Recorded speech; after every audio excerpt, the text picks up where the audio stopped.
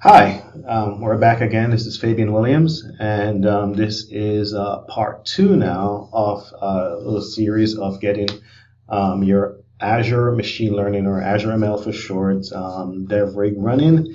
In part one, we set up our environment with Python, with Anaconda, and we downloaded the Azure ML SDK, and we verified that it worked. In this example, or in this session, I'm going to show you how to connect. This is going to be a public repo, by the way. Everything else before was not necessarily tied to any specific thing that you'd have to do except get your rig ready. But for here, I'm going to help you out with a couple of things that I'm going to be doing in my Jupyter notebook. So first thing first is to go ahead and clone this repo. And in doing so, let me see, pwd, where am I at? Okay, so I'm inside my world right now where I want to work with. So I'm going to say git clone and control V. And this will pull this guy inside here for me. So if I ls into that, and then I can do cd into Azure, and then I'll be inside here. And as you can see, and this is part of the reason I use Powerline as my theme for iTerm, is because I actually can get feedback when I'm inside a Git repo. You'll notice this is green right now, but if I start to make changes, the color will change, and it'll basically show me my status of my repo. So while I'm inside here, what I like to do as well is code dot. I open this up so I can actually manage all of my files inside here. Here's the README that I have so far, and I usually I'll keep this off screen for a minute, and we can work with that.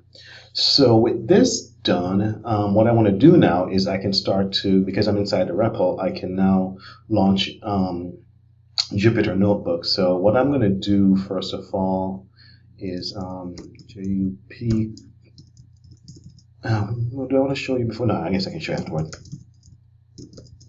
So this is going to open up a browser inside here, and we can see that we're inside the README already. So anything that we do inside here, and by default there'll be an untitled one created once I click on new inside here. So let's go ahead and say new Python 3. Notice it says untitled, so I'm going to come inside here and change this to, let's call this, not really hello world, that's not really, let's say first out the gate. All right, and we'll say rename. Let's just change this here. Behind the scenes here, you'll notice that, it's starting to create it'll start to populate. All right, so a couple of things to call out actually. So let's come back over to here. In the previous example, you'll notice I didn't have extensions, and I installed extensions basically to give me a couple of things. By default, the yellow ones are going to be there, but these guys here, dashboard tabs, notify, and collapsible heading, is a couple of extensions that you can add yourself, and what that will do, it'll allow you to do autocompletes and stuff like that. Makes the experience of working inside Jupyter Notebook so much better for the markdown and for the actual execution. So what I'm going to do now is start to run you through the process of working with the Jupyter Notebook to connect to a Azure workspace in the machine learning environment. All right, so what we're going to do, let me go ahead and grab this over. All right, so now that we're back, we can see here that we have quite a bit of information. It still says your deployment is on the way though, but in the meantime, we can actually do some work. So what I'm going to do, just to set things up, is I'm going to say import Azure ML.core. You guys see me do this before. Print and Azure ML core.version. If you do Shift Enter, it's the same thing as clicking Run, so you can see where we are right here.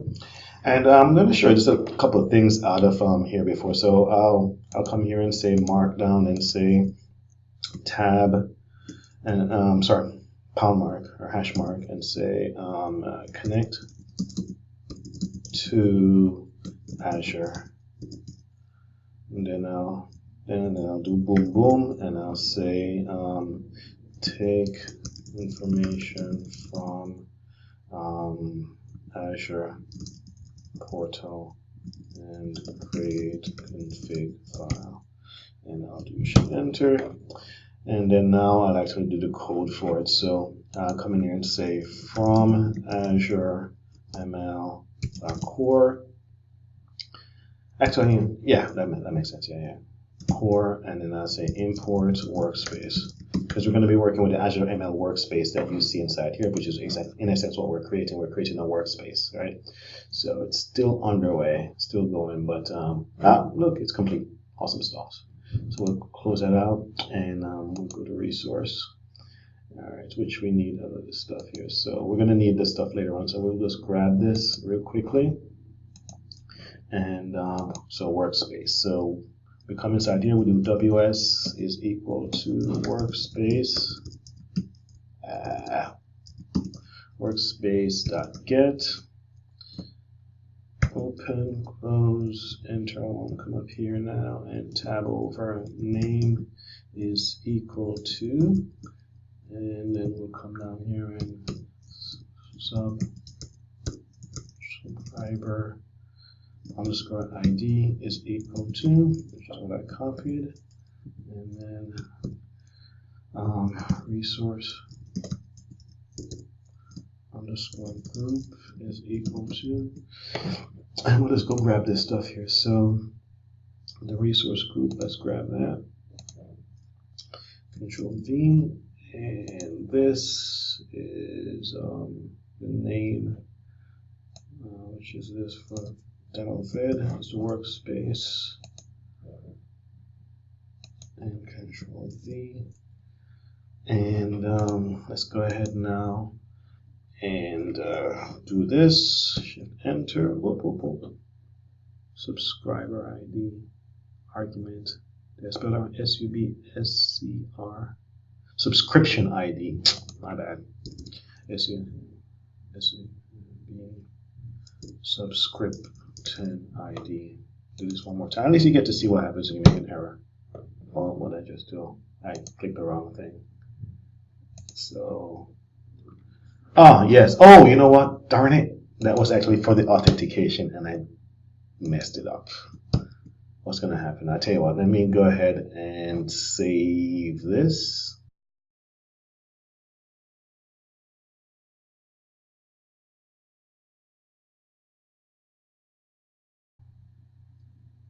Right, kernel started.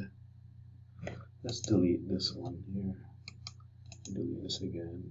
Edit and delete cells, I believe. Yeah. So there it is. All right, cool.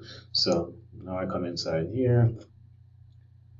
You logged on. So now I've logged on. So now this should work. All right, completed successfully. So if I do WS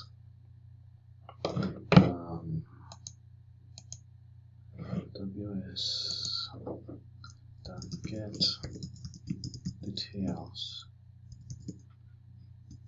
There we go. All right. So now we have all of the information coming back, which is exactly what should have happened. So now I'm going to write this stuff out. So ws.write underscore config.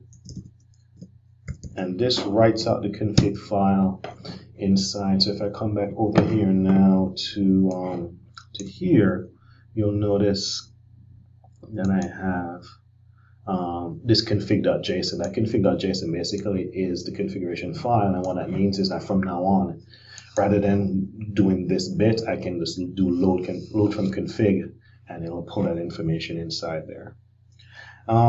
So let's go ahead and actually pause right here, because this is actually one item of work.